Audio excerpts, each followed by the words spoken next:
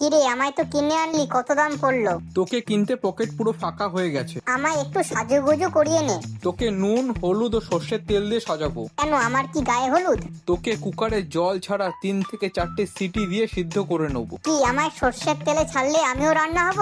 হ্যাঁ, দুজনকে একসাথে রান্না করব। তোকে নুন ও হলুদ দিয়ে ভেজে তুলে নেবো। কড়াইয়ে গোটা গরম মশলা ফোড়ন দিলাম। কুচনো পেঁয়াজ ভালোভাবে ভেজে নেবো। পেঁয়াজ ভাজা হলে দিয়ে দেবো হলুদ গুঁড়ো, জিরে গুঁড়ো ও ধনে গুঁড়ো। দিয়ে দিলাম 1 চামচ কাশ্মীরি লঙ্কা গুঁড়ো। পেঁয়াজের সাথে ভালোভাবে মিশিয়ে নেবো। এবার দিলাম আদা, রসুন ও কাঁচা লঙ্কা পেস্ট। মশলার কাঁচা গন্ধ চলে গেলে দিয়ে দিলাম টমেটো পেস্ট। মশলা ভালোভাবে কষিয়ে দিয়ে দিলাম বেশ কিছুটা পরিমাণে টক দই। কম আঁচে মশলাটাকে আরো বেশ কিছুক্ষণ কষিয়ে নেবো। কিরে, ভালোভাবে সেদ্ধ হয়েছিস? হ্যাঁ, একদম নরম হয়ে গেছি। তোর জন্য মশলা কষানো হয়ে গেছে। আমায় যে আরো কতক্ষণ রান্না করবে কে জানে।